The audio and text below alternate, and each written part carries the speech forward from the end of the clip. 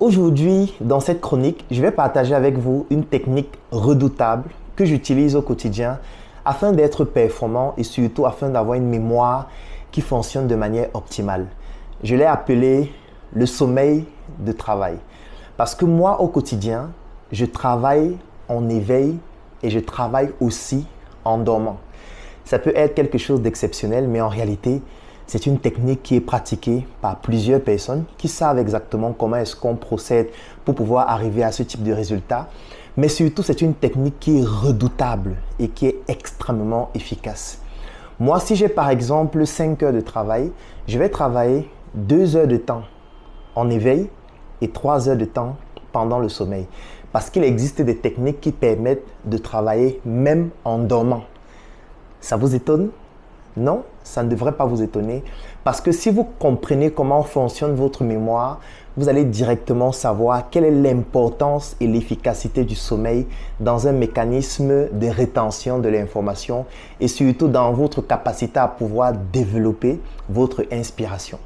Et je vais vous expliquer comment je procède. Avant de commencer, il est important que je puisse vous définir ce que c'est que le sommeil.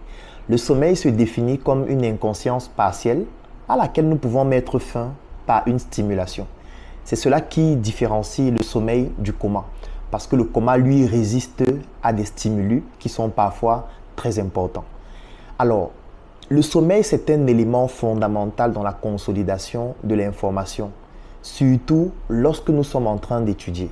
Et là, je vais vous expliquer quelque chose de fondamental. Vous allez remarquer que lorsqu'une femme accouche pour la première fois, c'est très difficile qu'elle oublie ce jour mémorable.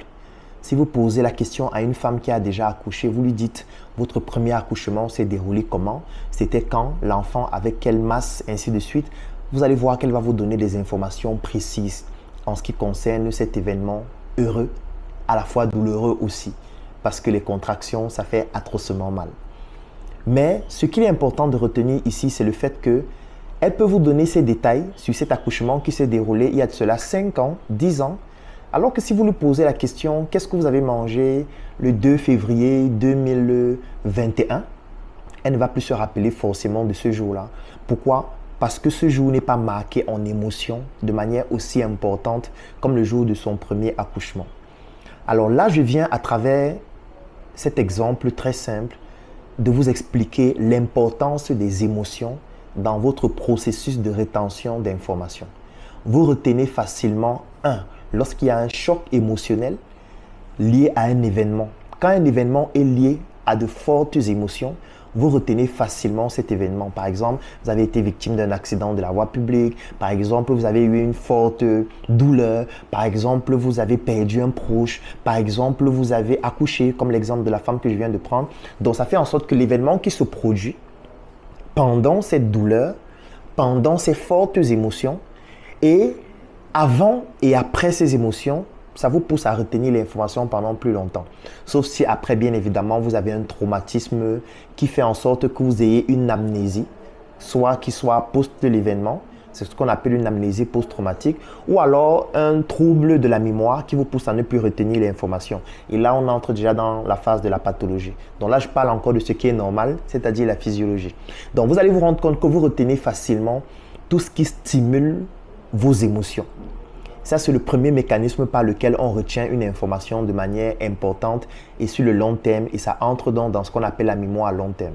La deuxième manière de retenir une information sur le long terme, c'est ce qu'on appelle la consolidation de l'information. Et il existe 2 formes de consolidation. La consolidation consciente, qui est manifestée par la répétition. Exemple, quand vous regardez les chaînes de télé qui montrent par exemple des clips de musique au quotidien, vous allez vous rendre compte qu'on va montrer un clip de musique 10 fois en une journée, 15 fois, 20 fois, 30 fois. Ce qui fait qu'au bout d'une semaine, 2 semaines, 3 semaines, vous commencez à mimer la chanson, même dans vos rêves. C'est ce qu'on appelle la consolidation consciente. Ça veut dire à force de répéter l'information, de marteler l'information dans votre cerveau, vous commencez à la retenir et à la capter sur le long terme. Ça, c'est la consolidation consciente. Et il y a ce qu'on appelle la consolidation inconsciente. Elle se produit pendant le sommeil. Ah oui, pendant le sommeil, on consolide aussi l'information de nos acquis, de nos connaissances, des nouvelles informations qu'on vient d'accumuler et ça nous permet de pouvoir les traiter, ça nous permet de pouvoir les retenir et surtout, ça nous permet de développer l'inspiration qui nous permet de résoudre des problématiques que nous avons au quotidien. Et c'est donc cela que moi j'utilise. Ça veut dire que quand j'ai un problème que je veux résoudre, et vous savez qu'un entrepreneur comme moi passe son temps à résoudre des problèmes, qu'est-ce que je fais? Je travaille donc sur ces problèmes afin de bien les formuler. Pour résoudre un problème, la première des choses et la plus importante, c'est de bien formuler.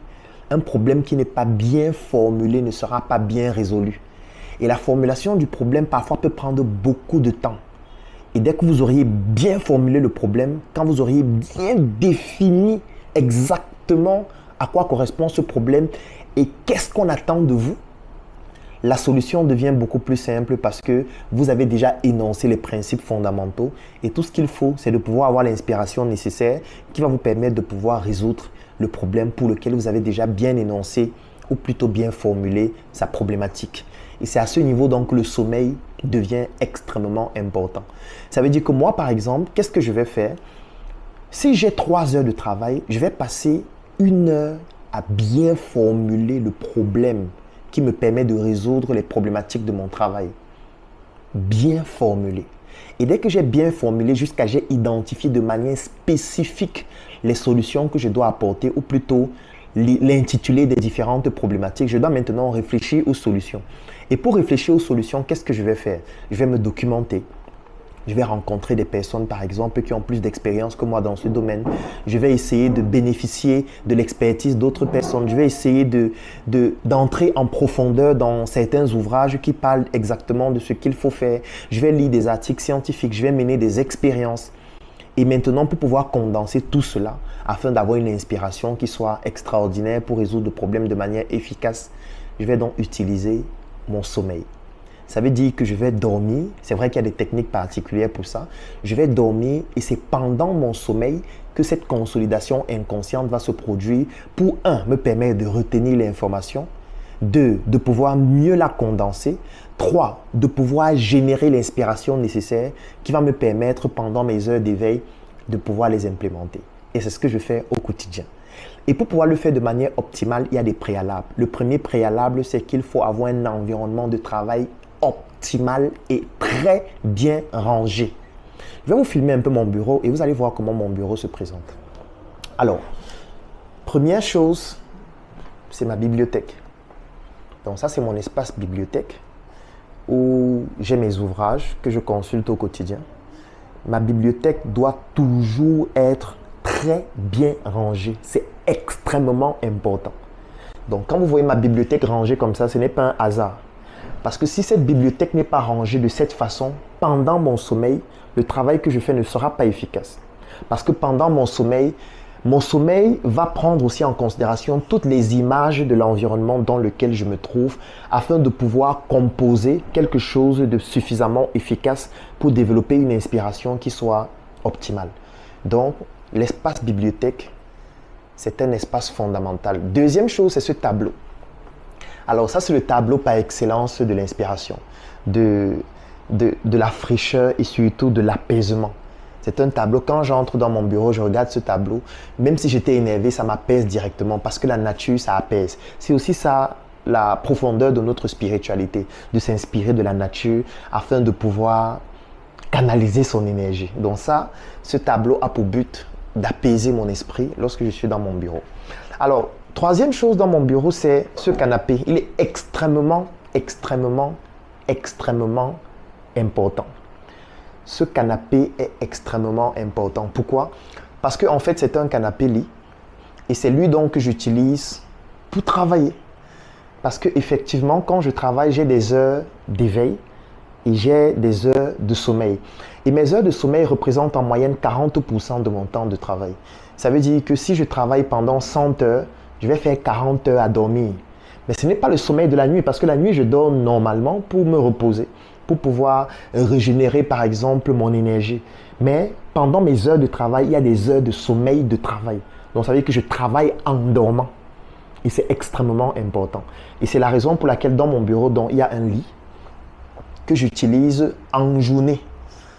Ça veut dire que vous allez parfois venir dans mon bureau et vous rendre compte que il est par exemple 9 heures du matin et je suis en train de dormir. Parce que j'arrive au bureau très tôt, je peux arriver à 6 heures, parfois avant. Et puis je vais avoir quelques heures de travail d'éveil. Et puis je vais commencer à dormir à 9 heures, à 10 heures, à 11 heures. Quelqu'un qui vient un peu se dire, mais celui-ci n'a pas dormi la nuit. Non, j'ai dormi la nuit, sauf que l'objectif de mon sommeil la nuit n'est pas le même objectif du sommeil de la journée. Parce que mon sommeil de la journée au bureau, c'est ce que j'appelle mon sommeil de travail. Et je le fais lorsque j'ai déjà bien posé les problématiques que je veux résoudre. Je me suis déjà suffisamment documenté, que ce soit à travers des livres. Là, par exemple, je suis en train de travailler sur un livre qui est fondamental. Ça s'appelle Le Marieb. C'est un livre qui fait pratiquement 1400 pages. Il est extraordinaire. C'est l'un des meilleurs livres de physiologie. Donc, je le lis assez régulièrement. Bon, en passant, je suis aussi médecin. En passant. Donc, du coup, c'est un livre qui est l'un de mes meilleurs compagnons. Extraordinaire. Donc, aujourd'hui, par exemple, c'est le livre que je suis en train de lire. Donc, il faut avoir des ouvrages de qualité.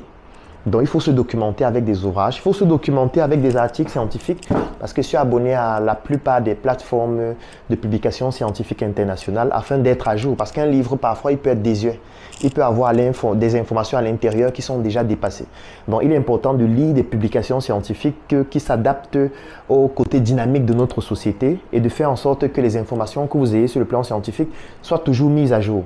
Donc, c'est la raison pour laquelle donc, je lis régulièrement. Donc, deuxième élément, donc, c'est le lit dans mon bureau. Il peut se transformer en lit aussi si je veux un espace plus grand. Alors, donc, il y a ce guéridon avec le tapis. Et puis, dans ce livre que je suis en train de lire actuellement. Et enfin, cet objet décoratif. Alors, troisième élément, donc, c'est l'espace de travail, c'est-à-dire le bureau en lui-même. Alors là aussi, c'est un élément fondamental. Vous allez vous rendre compte qu'il n'y a aucun document visible. Vous n'allez pas voir des formats, vous n'allez pas voir des gros documents, vous n'allez pas voir des papiers partout, vous n'allez pas voir des choses qui troublent l'esprit, qui troublent la tranquillité et qui deviennent donc un obstacle à votre inspiration. Donc c'est pour ça que vous allez vous rendre compte que dans le bureau, il n'y a aucun élément en désordre. Rien n'est en désordre ici. Et cela n'est pas fait au hasard. Donc, c'est très épuré. Il y a une plante qui est là derrière qui permet aussi de participer à cette inspiration-là en produisant donc des substances que vous connaissez très bien qui vont me permettre de pouvoir respirer de manière optimale et surtout de pouvoir donc apaiser mon esprit. Donc ça, c'est le bureau en lui-même.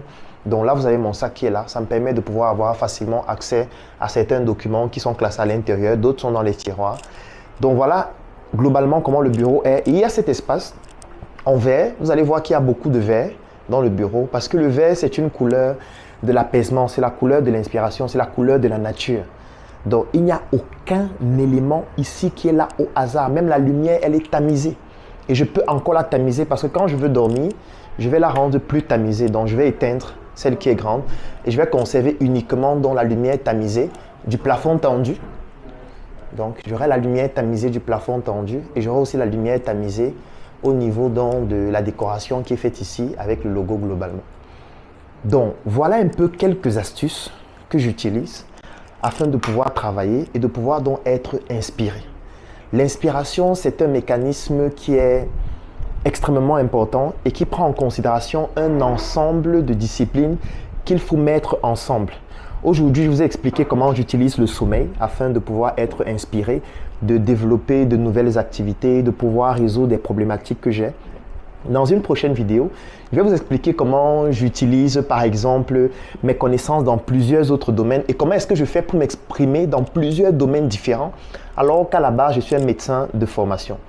En réalité, ce que je viens de vous expliquer dans cette vidéo, je l'explique en détail dans l'une de nos formations que nous avons réalisées à la Startup Academy qui s'appelle Apprendre à apprendre. C'est une formation que vous allez retrouver dans mon coffret VIP qui vient tout juste de sortir, notamment sa nouvelle édition. Dans la vidéo qui va suivre, vous allez découvrir le coffret. Et si vous souhaitez bénéficier de ce type de technique que j'explique en profondeur dans mes différentes formations, offrez-vous ce coffret qui vous donne aussi droit à une intégration dans un groupe qui s'appelle le Claudel Nubice Business Group. C'est un groupe qui comporte plus de 1000 Africains répartis à travers le monde avec qui nous nous mettons ensemble afin de réaliser des projets de grande envergure comme la tontine structurelle africaine que nous avons implémentée il y a de cela quelques mois. Alors c'est un coffret qui est donc dans ce conditionnement qui lui aussi il est très beau. Les finitions elles sont excellentes tout simplement. Et quand vous ouvrez dans ce coffret, quand j'ouvre le coffret à l'intérieur, vous avez donc la notice. Alors la notice, c'est quoi? Dans la notice, vous avez un tout petit document que j'ai conçu dans lequel vous avez les informations en ce qui concerne le coffret. Là, nous avons voulu apporter une innovation. Ça veut dire que le coffret a une forme de fusil parce que mon pseudonyme, c'est l'assassin. Et dans ce livret, dont vous avez les informations concernant l'utilisation du coffret, les formations qu'on retrouve à l'intérieur, etc. Les numéros de téléphone à contacter en cas de besoin. Et c'est donc conservé dans ce package qui est dans la notice. Alors, après la notice, maintenant, vous avez le coffret en lui-même. À l'intérieur, vous avez donc cette clé USB en forme de pistolet.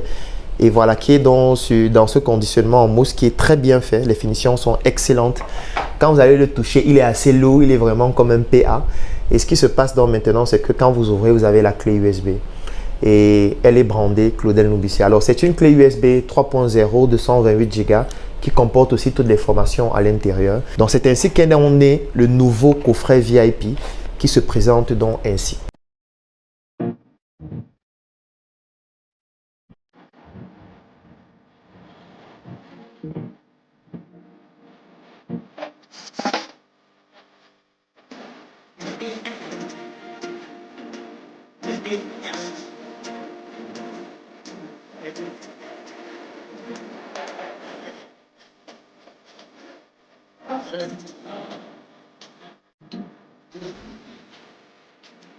Portez-vous bien et à très bientôt pour une nouvelle chronique.